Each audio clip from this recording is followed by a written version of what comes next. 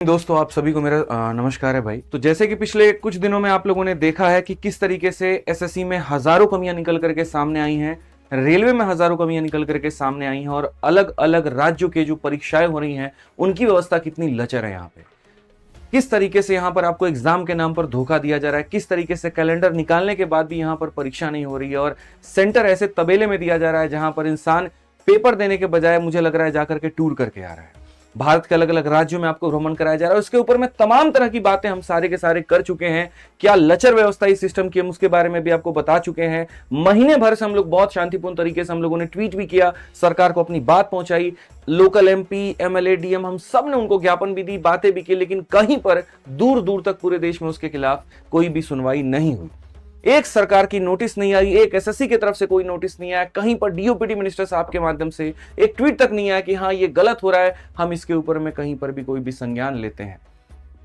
हद तो तब हो जा रही है मेरे भाई, यहां जहां सांसद में समोसे के साइज के ऊपर में चर्चा हो रही है, उसके रेट के ऊपर में चर्चा हो रही है, लेकिन बच्चों का जो फॉर्म भरा जा रहा है उसके ऊपर में कोई चर्चा नहीं हो रही। एग्जाम सेंटर का रूप क्या रहेगा, रेखा क्या रहेगा, कितने समय के अंदर में रिजल्ट आएगा, इसके ऊपर में कहीं पर कोई चर्चा नहीं हो रही है, कोई बात नहीं हो रहा है। हम हजारों युवाओं को, लाखों युवाओं को, करोड़ों युवाओं को नौकरी देने का बात करते हैं, 2-2 करोड़ रोजगार का बात करते हैं, लेकिन वो रोजगार संपूर्ण भी होगा कि नहीं होगा, सही तरीके से होगा कि नहीं होगा, सही लोगों के हाथ में वो रोजगार जाएगा कि नहीं जाएगा, इसके ऊपर में कोई बात नहीं करता है। संख्या के नाम पर सिर्फ 2 करोड़ दे दिया गया, लेकिन जब ग्राउंड रिपोर्ट में आप पहुंचते हैं तो 2 लाख भर्ती निकलती है और उसमें से 20,000 फेयर होता है, बाकी का कहीं पर कुछ अता पता नहीं होता है। उसको करते करते भी 4 से 5 साल लग जाते हैं। और सिर्फ ये मुद्दा एसएससी का नहीं है, ये मुद्दा रेलवे का है, ये मुद्दा झारखंड में हो रही एसएससी परीक्षा का है, ये मुद्दा बिहार एसएससी के परीक्षा का है, ये मुद्दा यूपी के परीक्षाओं का है, ये अलग अलग टीचिंग एग्जाम्स के परीक्षाओं का है। और आज पूरा का पूरा देश इस चीज से पीड़ित है।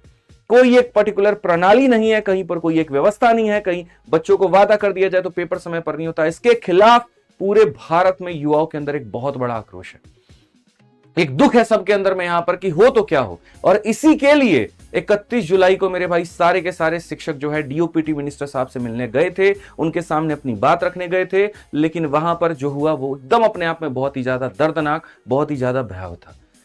हमें बिल्कुल भी इस बात का अंदाजा नहीं था कि वो शिक्षक जो पूरे देश का निर्माण करते हैं, वो शिक्षक जो बच्चों को बनाते हैं, वो शिक्षक जो उनके बदन पर वर्दी पहनाते हैं, कल के दिन यहां पर वही वर्दी उनके ऊपर में भारी पड़ने वाली है। जो हाथों में वो लाठी दिलाते हैं, वही लाठी उनके कमर तोड़ने वाली है। 1% भी इस बात का अंदाजा नहीं था। हम तो सरकार से अपनी बात रखने गए थे वहां पे कि हाँ 4 लोग जाएंगे, जाकर के बात कहेंगे और चर्चा हमें ये करके भगा, हमें इस तरीके से दिया गया, इस तरीके से लाठी ऊपर चार्ज कर दी गई कि अभी पार्लियामेंट में सेशन चल रहा है। तो सेशन चल रहा है तो हम भी तो वही बात कह रहे हैं कि उस सांसद में हमारी भी आवाज उठनी चाहिए। सांसद में जो लोग बैठे उनको चुन करके किसने भेजा? मैंने भेजा, आपने भेजा, हम सब ने मिलकर के भेजा। और किस लिए भेजा? कि समोसा के साइज के ऊपर में चर्चा हो या फिर हमारा जो हक है उसके ऊपर में चर्चा हो। किस बात के ऊपर में चर्चा हो? इतने समय के अंदर में एक भी यहां पर जो है मिनट नहीं दिया गया संसद के अंदर में इस मुद्दे के ऊपर में। क्या यह मुद्दा जरूरी नहीं है? यह मुद्दा आज भारत का सबसे बड़ा मुद्दा बन चुका है, जिसको लेकर के हर नेशनल मीडिया, हर सोशल मीडिया, हर व्यक्ति ट्वीट बना रहा है, वीडियोस बना रहा है, टैग कर रहा है यहां पे, और सरकार के कान तक अभी तक एक जू नहीं रंगी है। यानी इसका मतलब जो हुआ अब तक वो काफी नहीं था। इसके अलावा हमें बहुत कुछ करने की जरूरत है, कुछ ऐसा करने की जरूरत है यहां जहां पूरे सिस्टम तक, बच्चे बच्चे तक, व्यक्ति व्यक्ति तक, एमपी एमएलए डीएम प्रशासन, हर किसी तक हमारी आवाज जाए और यहां पर ये रिफॉर्म होकर के रहे। इसके लिए आप तैयार हैं कि नहीं? आप एक बार कमेंट बॉक्स में बताइए। बिल्कुल मेरे भाई, पूरे एजुकेशन सिस्टम में रिफॉर्म करने की जरूरत है, बहुत जरूरत है यहां। क्योंकि आज आप एसएससी को सुधारोगे, रेलवे बिगड़ा पड़ा है, रेलवे को सुधारने जाओगे, स्टेट एग्जाम बिगड़े पड़े हैं। और जिस तरीके से हम लोग हैं, हमारा आज क्या, या तो ये कह दे सरकार हम नहीं देने वाले कोई सरकारी नौकरी, नहीं निकालने वाले हम कोई वैकेंसी, हमें कोई इंटरेस्ट नहीं, हम नहीं बोलेंगे। लेकिन अगर आपने यहां पर वादा किया, आपने कैलेंडर दिया वहां पे, तो ये बच्चे का हक बनता है, वो फॉर्म भरेगा, वो तैयारी करेगा, वो समय अपना झकझोरेगा उसके अंदर में, और उसके बाद आपसे एक फेयर एग्जाम सिस्टम की डिमांड करेगा। उसने ये कभी नहीं कहा कि उसके कमरे में एसी लगा करके दो, उसने ये कभी नहीं कहा हमें जाने के लिए हवाई जहाज की टिकट करा करके दो। हमारा सिर्फ इतना कहना है कि जो हमारी परीक्षाएं होती हैं सही समय पर हो, सही तरीके से हो, फेयर सिस्टम हो यहां, और एक हकदार व्यक्ति को वो नौकरी मिले।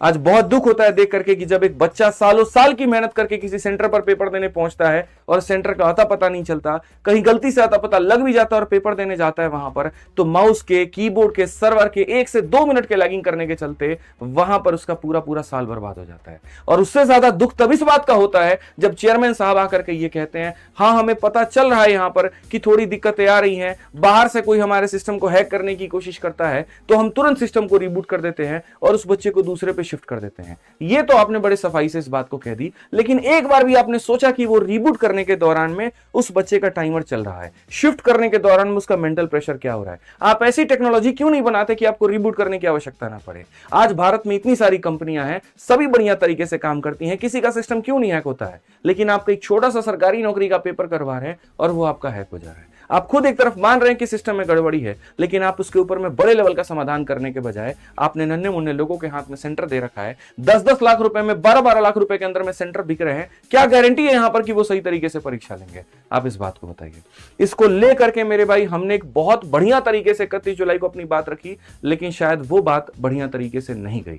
हाँ, इस बात का फायदा जरूर हुआ कि पूरे देश में पूरी मीडिया ने हर बात को कवर किया, हर एक शिक्षक को मौका मिला अपनी बात को रखने का, और मैं सभी शिक्षकों का बहुत ज्यादा शुक्रगुजार हूं कि एक बुलावे पर वो पूरे भारत में हर जगह से आए, चाहे वो पटना से आए, वो प्रयागराज से आए, जयपुर से आए, राजस्थान से आए, और आकर के बच्चों के हित के बारे में उन्होंने सोचा। मैं उन शिक्षकों का नमन करता हूं जिनके हाथ में चोट आई, पैर में चोट आई, सर पर चोट आई, लेकिन उसके बाद भी उनके अंदर से सिर्फ और सिर्फ दर्द की बजाय आवाज एक आ रही थी कि एसएससी सिस्टम चेंज करो, एसएससी चोर है, सुधारो अपने आप को, एग्जाम रिफॉर्म लेकर के आओ। डीओपीटी मिनिस्टर साहब से बार बार मिलने की बात हो रही थी, लेकिन कहीं पर भी ऐसा नहीं हुआ। अब बच्चों, हम सभी के पास में यहां पर एक ऐसा वक्त आया है जहां हमें इसे एक बहुत बड़े लेवल पर लेकर जाना है, जहां हमें सरकार के हर एक व्यक्ति तक अपनी इस बात को पहुंचाना है, और इसके लिए चंद बातें मैंने आप लोगों के लिए लिखी है।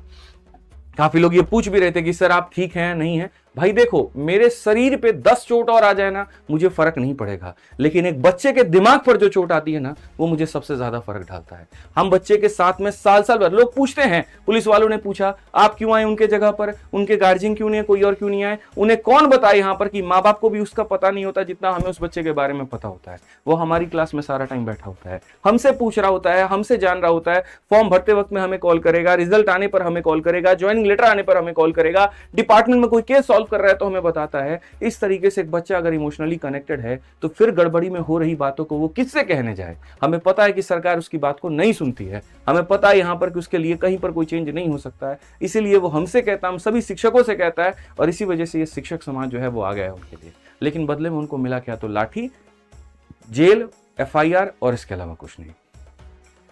तो आज मैं पूरे देश में सभी लोगों से यह बात कहना चाहता हूं कि अगले 2 मिनट में मैं आपको जो सारी बातें बताने वाला हूं उसको देखिए, क्योंकि ये बातें बहुत जरूरी हैं, हमें ये करना पड़ेगा ताकि हम पूरे भारत में रिफॉर्म लेकर के आ पाएं। जिसमें से सबसे पहली बात हमारी ये है कि हमने कुछ डेट डिसाइड किए हैं, उस डेट पर हमने कुछ इवेंट डिसाइड किए हैं, और वो इवेंट आपको करना, और सिर्फ मेरे सहयोग से ही नहीं हुआ है, इसमें काफी सारे लोगों की मदद लगी है, सभी शिक्षकों का मिलकर के यहाँ पर सहयोग लिया गया है, सभी से मिलकर के मीटिंग लेकर के ये तय किया गया है। सभी यूट्यूबर्स हो गए, टेलीग्राम ग्रुप हो गए जो रन करते हैं, जो अलग अलग एप्लीकेशन रन करते हैं, अलग अलग राज्य के जो शिक्षक रन करते हैं, उन सभी के सहयोग से आकर के हम लोग कुछ निष्कर्ष पर पहुंचे हैं। और इसके लिए मेरा सभी लोगों से रिक्वेस्ट है, सभी शिक्षकों से रिक्वेस्ट है, सभी बच्चों से रिक्वेस्ट है कि इसको अब ट्रेंडिंग हमें बनाना है।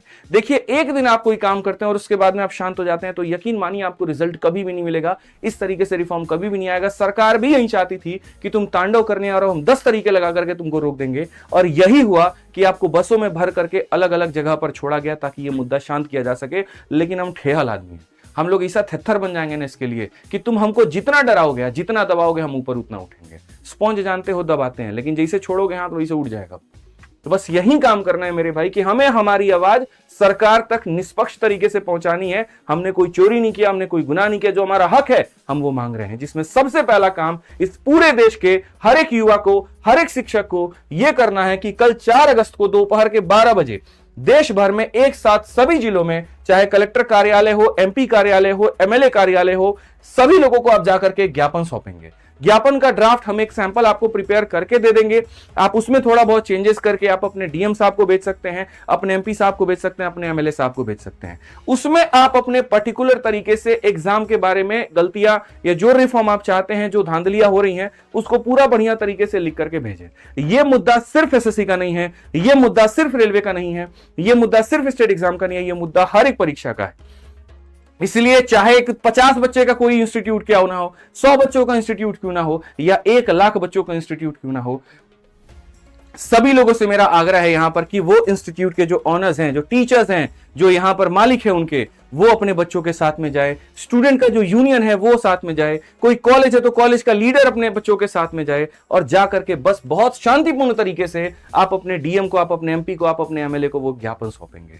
फॉर्मेट मैं यहां पर जो है एक तैयार करके आपको दे दूंगा, डिस्क्रिप्शन में उसका लिंक होगा और आप उस लिंक पर क्लिक करके मेरे भाई आप यहां पर उसको डाउनलोड